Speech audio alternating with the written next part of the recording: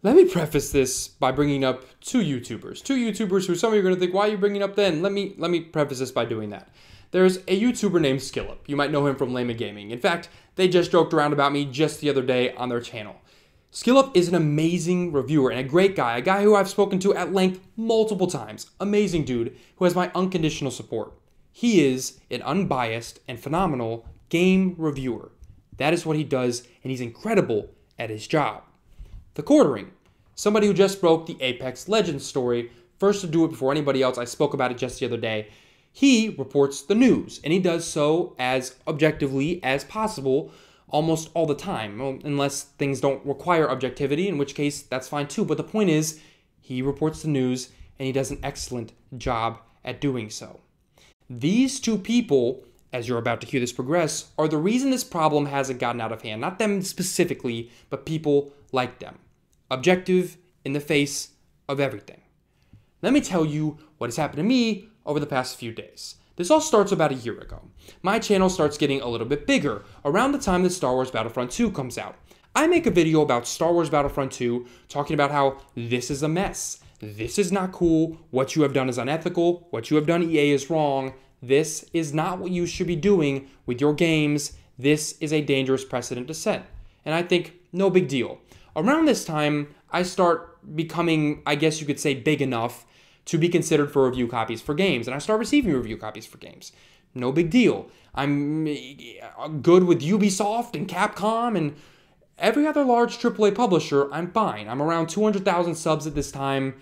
You know, everything is okay, right? For those of you that don't understand how this works, if you run a blog or you work at a gaming outlet or you've created a gaming outlet or you have a YouTube channel, most companies want you to talk about their game. And they will send it to you early so that you can talk about their game, whether it's a review or the type of videos I make. They'll send you that game early so that you can play it and get your stuff out with a review. The idea is it's a quid pro quo. They get you the game early and you make a video about the game around the time it's coming out and everybody wins. Even if the game is negative or even if your opinion is negative, it's a risk they're willing to take with their product. Your channel grows, they grow, blah, blah, blah, blah, blah. Everything seems fine. It's around this time I'm in a partner relationship with a partner or a management company, I guess, that helps me with that side of YouTube, essentially. That's what they help me with, and the copyright side of YouTube. And they go to EA for an upcoming release, and they go the regular route. At this point, I was not going to. EA has a PR site, but they were handling all of that, so I wasn't even signed up on their PR site. Anyways, they go to EA and they say, hey, you know, we would like X game for X creator being me. And I'm thinking this will be fine, we're good, it's okay. And I get a weird response from them, and they say, you're not going to be able to receive review copies anymore from EA, it doesn't look like. And I'm like, why? Like, why would that be? Like, what has changed? I haven't done anything to EA other than be honest. I've given them publicity, if you want to look at it that way. I mean, the quid pro quo relationship has been exactly what it should be. And they say EA doesn't want to have a relationship with your channel anymore because they believe that you have malintent when it comes to EA. Essentially, when I was asked a clarifying question, EA's PR that they were talking to said that they did not like that it seemed like I was only talking about the bad of Star Wars Battlefront. That's the gist of that conversation, the way I understood it and the way I was told. Now, I thought, this is crazy. I've never heard of anything like this happening, so I did some digging. And I started to see that I wasn't the only person that EA has blacklisted in the YouTube spectrum. Not at all. And then I did more digging and found out that blacklisting has become a massive problem. Now, let me get to Anthem before I tell you how big this problem really is and something I didn't even know. So, a couple months go by and Battlefield 5 rolls around. And I'm thinking there's no way I'm getting Battlefield 5 early. I'm going to have to play this game when it comes out, buy it, and then make my video on it. Then that's just the way it's going to be. And then things get a little weird. I'm under new management. I have a new partner, and they reach out to EA like they do with everybody they manage, and everything's fine. There's no problem with my channel and EA. Everything is okay. It's great. They're excited about the channel is the words that the PR contact that they were speaking with said. And they're excited to work with me. So I'm thinking, wonderful. Back on good terms with the company that I don't have any emotional attachment to, nor should they to me. This should just be a normal relationship. And then I start hearing things. I get a message in my DMs saying, did you know that SkillUp, the person I just mentioned, was blacklisted by EA? Now, I do not know whether or not that's true. I am not sure. I've spoken to SkillUp about a lot of things. That is not one of them. It wouldn't surprise me, but it got me digging again. I started looking at this point into blacklisting again. I found a few stories before I get to Anthem that were really important and that dictated the way I handled this time with Anthem. I saw Escape from Tarkov, a PC game, and they were copyright striking, as a company, a bunch of YouTubers' videos illegally, literally illegally. Now, let me explain to you how that works. When you do that as a company, you have, if that is appealed, to provide proof that you are filing court papers to take this to court, or it disappears. In the case of a claim, this is how it works as well. So, they were not going to do that, or maybe they were, I don't know. But it was just one example of this happening. Then I started to hear about more people being blacklisted, and more people being blacklisted, more people being blacklisted. And the one person, or one entity, I should say, that seemed to be doing this more than anywhere else was EA. More than anybody else. Now, there are companies like, for example, look at the game Warframe. Amazing PR team, amazing studio, they do amazing work, and you can reach out to them as a creator and talk to them directly. Most of these companies have PR teams that their only job is to handle review copies, to vet channels, to vet journalism outlets, to vet blogs, to make sure they're worthy of a review copy, right? So Anthem comes along, and I'm thinking, great. My management has told me 2 months in advance, 2 months before now, that they've already been in talks about my channel with Anthem. EA is excited about it. There's events, and I'm at the very least thinking, okay, all I need to do, all I want, is just to get this game in my hands in a time where I can make a video just like everybody else, talking about my honest impressions of this game, right? Just like everybody else that does exactly what I do. That's all I want. I don't, you guys know this about me. You don't see me at events or doing those things. It's just not my style. I also live in Manhattan. I don't feel like traveling all over the place for these things. It's just not what I do. I'm also not a streamer. So I make my first Anthem video, right? The first Anthem video over the past 3 weeks about my experience with the VIP demo, which says in that video, I love what I've played of the game. Traversal is phenomenal. Flying around is amazing. The actual gameplay itself, I'm enjoying. The shooting is great. I just don't like that the game worked 5 seconds out of the time that I played it, that I had technical mess bugs every 30 minutes, and that the game continued to crash over and over and over again on my PC. And also, hey, don't over-monetize this game, right? That was that first Anthem video. Then I made a second video talking about the monetization rumors, and then finally the open demo rolled around, and I played the open demo, and they had fixed a lot of the problems, technical problems that I had on PC. The game ran smoother, I was able to enjoy it a bit more, and I had a more positive outlook on it when I talked about the open demo. Great, wonderful. But then I start to think about something. I haven't heard from EA or my management about this in a long time, right? It's been a while. So I talk to my management, and it's radio silence. What has happened again? I have been blacklisted by EA again over Anthem. Over Anthem. I was fine with Battlefield, blacklisted again. Now, I'm not an EA game changer. I don't even know how that program works. And there's nothing wrong with being an EA game changer. I'm certain that there are plenty of EA game changers out there that are not in any way biased or affected at all by whether or not they're a game changer. I'm sure they're just as honest as everybody else, and I genuinely mean that, right? But I am not a game changer. I'm never going to be a game changer. I don't really know what that even entails, but the point is that I'm not a part of EA's partner program, right? The problem I'm having with this is not, I don't care when I get Anthem. Honestly, I'm an Origin Premier member. I'm going to get Anthem on the 15th and play it and talk about it no matter what. I don't care. I put out my Assassin's Creed Origins, video 3 months after that game came out.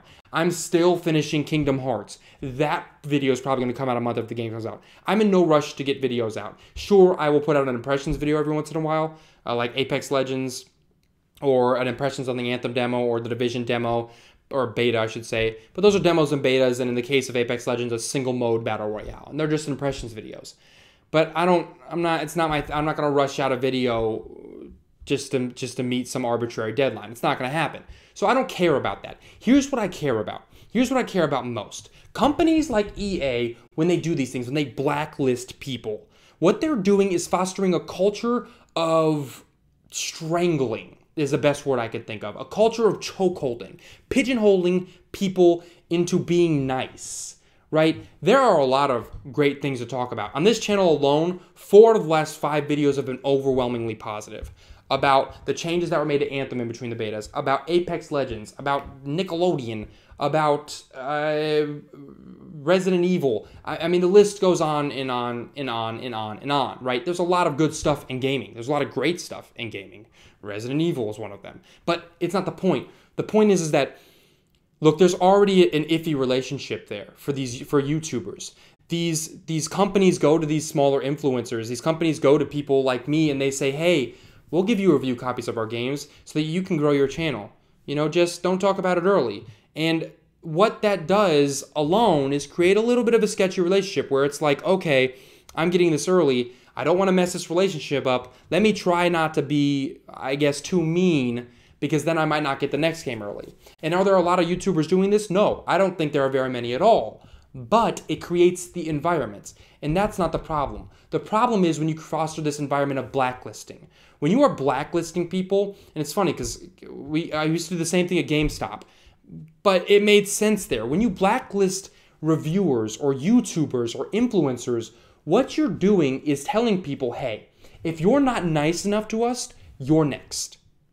You're next. And when some of these reviewers, especially smaller reviewers, will rely on these review copies, rely on them to grow their channels, to continue doing their jobs, and they are afraid to be honest, when they're scared to be honest, and you know what? I'm optimistic here. I think that 99% of YouTubers are honest in the face of that. But it doesn't mean that it doesn't stress them out and cause them anxiety and panic to think, if I'm honest about this, which I'm going to be, what could happen to me? My channel, my job. This environment where, and I've had this happen, and I know other YouTubers have as well, and I know you've probably seen videos on it. Developers, even independent developers, will reach out to us and bribe us. You know, tell us, hey, you know, we'll send you a review copy or we'll sponsor your video for you as long as you talk about all of these great things about this game. And I've had it before too. You've seen sponsor videos. When I talk about EA, there was an opportunity with a company who I'm not going to name that was partnering with EA, right? And I received this opportunity 3 times. I was approached by EA in this company. Well, it was this company, not EA, about this. This was right before I got blacklisted. I was approached 3 times. The deal was this, and it had to do with Star Wars Battlefront. And if you're a YouTuber watching this, you might remember this. The deal was, we have a new capturing card, essentially, or a new graphics card. I don't remember if it was a capture card or graphics card, but it doesn't matter. It was a capture software that had to do with the graphics card, I think. And the deal was, hey, we'll sponsor your video. We'll pay you X amount of thousands of dollars if you will do a video talking about how beautiful and how great Battlefront 2 runs, right? So we'll pay you X amount of money if you make a video talking about how amazing this game looks and runs and feels, right? And the idea was to make this really cool, slick-looking video with this capture software showcasing the amazing parts, right? So the deal wasn't, hey, you know, we'll sponsor your video, Word Dollar Shave Club, amazing people, by the way. Word Dollar Shave Club will sponsor your video if you talk about our razors openly and honestly, which is how most of these deals work. No, the deal was, you say nice things, we give you money. EA has partnered with companies multiple times to do this because I have been offered those deals. Multiple times. I have seen things like this. Multiple times. And now we're getting to a point where we're blacklisting people. It's not just me. Like I said, I did dig it. I dug into this. It's not just me. But the point is that this isn't a secretive thing. This is a thing that YouTubers know is happening. And it's fostering this environment of damn near bribery. And thankfully, everybody that I know and every YouTuber I've seen isn't falling for these traps. But it's going to get worse. It's going to get worse. And that's unfortunate. So I want you guys to know one thing. Specifically with my channel and the channels I've mentioned. People like The Quartering, people like SkillUp. I can speak specifically to Skill Up's character, but the quartering, I'm just going off of what I've seen. But look, I know that you guys think things a lot when you like games. I know you hear things like, the VIP demo didn't run well on my PC. Well, you just hate EA. You just hate Anthem. No, I really don't. And no one else really does either. You know, I get it about Fallout 76 all the time, and I'm not alone. SkillUp, using him as an example, SkillUp made one of the first Fallout 76 impression videos when the beta first dropped, and he was railed. He was railed for saying that it was terrible, and it was not running well, and it was not working well, and he was right. He was right. He was honest, and he was right, and he took the heat, and he was right. The point I'm trying to make here is that if we're doing our jobs, if I'm doing my job, I'm just being honest. Do I have a sometimes pessimistic outlook on some things? Yeah, I absolutely do. I'll be the first to admit that. Absolutely. Absolutely I do sometimes. But, you know, like I said, 4 of the last 5 videos on this channel are overwhelmingly positive because it's not all bad. But the point I'm trying to make here is that on this channel, I don't care how many people blacklist me or anybody else at EA. I'm going to talk about Anthem, and I'm going to be honest about it. I'm going to be real about it. If it comes out and it's amazing and every technical problem has been fixed and the monetization is superb and the game has much better mission variety and the end game isn't lacking, I'm going to tell you all that. And if the game is absolutely garbage and the end game is lacking and the technical problems have been amped up to 11 and it's monetized out the ass, I'm going to tell you that too. And if it's both, I don't know how that would be, but I'm going to tell you that. I guess this is really me just trying to explain to you guys what the environment here is for people that do what I do. For me specifically, for this channel. You know, I don't have this problem with any other publisher or developer. I never have, even a little bit. You know, I have been unkind to Ubisoft at times, and I still have a wonderful working relationship with Ubisoft. I've never once had a problem with Ubisoft. I have been overwhelmingly nice to Ubisoft, and I was never paid more money afterwards. I mean, I know you guys love the memes, and I know it's paid review and all that stuff, but it's just, people need to know that this isn't how things work. Anyways, guys, that's it for me. I do genuinely want to know what you guys think about this. How do you feel about Anthem? How do you feel about this culture? How do you feel about YouTube, I guess is the question. You know, do you honestly believe that YouTubers should be receiving review copies at all? I mean, is that putting them on a level with journalists that you don't believe they belong? Is a journalist different than a YouTuber? You know, let me know the answers to those questions. I honestly don't care what they are. I'm just curious. Yeah, as always, if you enjoyed this video, hit the like button. If you're not a member of this team, press subscribe. Put out gaming analysis and examinations twice, sometimes 3 times a week. So subscribe so you don't miss any of those. As a quick aside about all of this, I can't confirm to you whether or not it's one person at EA that is making these decisions to blacklist channels. I also can't confirm to you that those are the words that EA uses. I'm just using the word that everybody knows what it really is. You know, I've spoken to 2 different management groups now that I've been under, and the message that has come back both times is, you know, we're not interested in working with this channel. So I don't know what to tell you beyond that. Until next time, guys, I'm out.